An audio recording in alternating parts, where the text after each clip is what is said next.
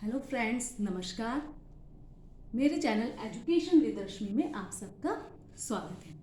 आज का जो मैं आपके लिए कंटेंट लेकर आई हूँ, आज का जो वीडियो है वो आपके लिए बहुत फ़ायदेमंद होने वाला है, क्योंकि इस वीडियो में मैं आपको ऐसी एक ट्रिक बताने वाली हूँ कि अगर कोई किसी भी कंपटीशन की, किसी भी एग्ज़ाम की तैयारी करने का आप विचार कर रहे हैं या उसके बारे में अपना मन बना रहे हैं, तो उसके लिए आप एक अनसॉल्व पेपर किस ट्रिक से सॉल्व करेंगे कि ज़्यादा से ज़्यादा जानकारी आपको उसकी मिल पाएगी और ज़्यादा से ज़्यादा आप लाभ उसका उठा पाएंगे।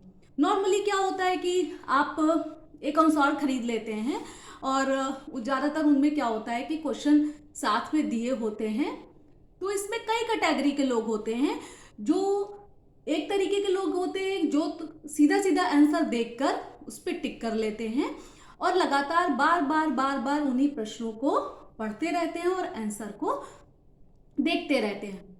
अब दूसरे तरीके के जो लोग होते हैं वो प्रश्न पढ़ते हैं और आंसर का, उसके जो उत्तर का अनुमान लगाने की कोशिश करते हैं कि आखिर इनमें क्या होगा। फिर वो आंसर की पलट कर देखते हैं कि आखिर इसका आंसर ठीक दिया है मैंने, ठीक और या फिर गलत है। ठीक है। और तीसरी कैटेगरी के लोग ऐसे होते हैं जो प्रश्नों को पढ़ते हैं, उनके उत्तर पर टिक लगाते हैं और फिर सबसे लास्ट में वो पूरी के पूरा जो उनका पेपर होता है उसको देखते हैं कि आखिर उन्होंने जो भी पेपर सॉल्व किया है उसमें कितने क्वेश्चन उनके ठीक हैं, आगे आने वाले एग्जाम के लिए उनको कितनी तैयारी करनी है या फिर वो किस तरीके से तैयारी करेंगे, उनको कितने परसेंट तैयारी है उनकी, उनको सफलता पाने के लिए कितने परसेंट तैयारी और करनी है। नॉर्मली ये तीन तरीके से आप लोग क्या करते हैं, अनसॉल्व को सॉल्व करते हैं। लेकिन आज मैं आप लोगों के लिए एक खास ट्रिक लेकर आई हूं जिससे ज़्यादा से ज़्यादा आपको जानकारी इकट्ठा होगी, ज़्यादा से ज़्यादा आपको कंटेंट का पता चलेगा और आगे आने वाले एग्जाम में जो आपके लिए बहुत फायदेमंद होने वाला है। तो चलिए शुरू करते हैं। मान लीजिए कोई भी अनसॉल्व है आपके सामने, तो आपको क्या करना है, उसमें 4 ऑप्शन दिए होते हैं, यानी कि क्वेश्चन दिया होता है और उसमें विकल्प दिए होते हैं 1 2 3 4। ठीक है। तो आप इन 4 में से केवल एक आंसर ठीक होता है। बहुत से ऐसे आंसर होते हैं कि जब आप लोग उन चीज़ों को रट लेते हैं, याद कर लेते हैं या आप समझते भी हैं, फिर भी आपको आंसर पता होता है। सपोज करिए किसी भी क्वेश्चन का थर्ड ऑप्शन ठीक है और आपने क्या किया, थर्ड ठीक है, मेरा ठीक है, मुझे ये क्वेश्चन आता है और आप उस क्वेश्चन से आगे बढ़ जाते। लेकिन यहीं पर आपको एक काम करना है, आपको सही आंसर के साथ साथ जो इसके बाकी बचे हुए 3 ऑप्शन उन पर कंसंट्रेट करना है कि आखिर सही है तो ये क्यों सही है और अगर ये गलत है तो तीनों क्यों गलत है।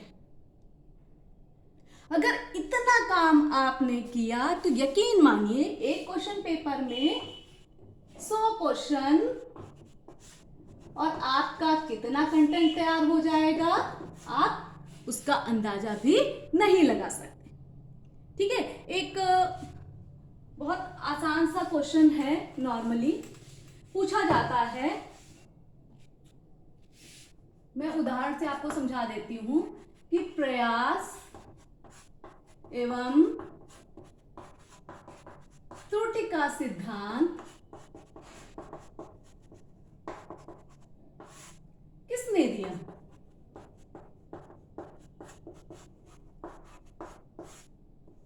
अब इसका पहला ऑप्शन है पावलोव, सेकंड ऑप्शन है हल, थर्ड ऑप्शन है थॉर्नडाइक और फोर्थ ऑप्शन है स्किनर। अब इनमें से आपको पता है कि प्रयास एवं त्रुटि का सिद्धांत किसने दिया, सभी को पता है कि थॉर्नडाइक ने दिया। ठीक है, आपने सही पर टिक लगा दिया और आप अनसॉल्व में नॉर्मली क्या होता है, आगे बढ़ जाते हैं। लेकिन अब यहां एक आपको बता दिया और इस बार एग्जाम में यही क्वेश्चन आया है, तो अगली बार इसके रिपीट होने की संभावना बिल्कुल ना के बराबर होती है। तो यहाँ पर आपको क्या करना है, पावलोव के पास जाना है, बुक खोलनी है और पावलोव के पास जाना है और पता करना है कि इनके सिद्धांत का नाम क्या था, और आप अनसॉल्व्ड पर ही आगे इनके सिद्धांत का नाम लिख लीजिए। फिर आप हल खोजेंगे, हल को, और हल के सामने जाएंगे और यहाँ पर अनसॉल्व्ड में ही इनके सिद्धांत का नाम लिख लेंगे, और फिर आप स्किनर के कंटेंट को खोजेंगे और वहां पर यहीं पर अनसॉल्व्ड में ही इनके सिद्धांत का नाम लिख लेंगे। इस तरीके से एक प्रश्न के माध्यम से आपके 4 प्रश्न तैयार हो जाएंगे। इसी तरीके से मैंने भी तैयारी की थी। जब पहली बार मैंने नेट का एग्ज़ाम दिया था तो मुझे कुछ नहीं पता था कि पेपर कैसा आता है, क्या आता है। एमएड करने के बाद ये था कि हाँ नेट करना है, नेट का एग्ज़ाम देना है। तो जब मैंने पहली बार एग्ज़ाम दिया तो मैं किसी तैयारी से नहीं गई, मैंने कोई पढ़ाई नहीं की, बस मैंने एग्ज़ाम दिया। जब मैं वापस वहाँ से आई और वो जो एग्ज़ाम पेपर मेरे हाथ में था, तो मुझे ऐसा लग रहा था कि मुझे ऐसा कौन सा खजाना मिल गया हो। वो पूरा का पूरा पहले तो सीबीएसई जब कराती थी तो 3 पेपर होते थे, सेकंड और थर्ड जो सब्जेक्टिव था उसमें सेकंड पेपर में 60 क्वेश्चन और थर्ड में 75 क्वेश्चन आते थे। तो आप मान कर देखिए, सोच कर देखिए कि 100-125 क्वेश्चन के 4 ऑप्शन और कितना बड़ा कंटेंट आप तक खुद पहुंच गया सिर्फ थोड़ी सी ट्रिक लगाने से। ठीक है, तो इस तरीके से अगर आप अनसॉल्व्ड सॉल्व करेंगे तो यकीन मानिए कि सफलता आपको जरूर मिलेगी।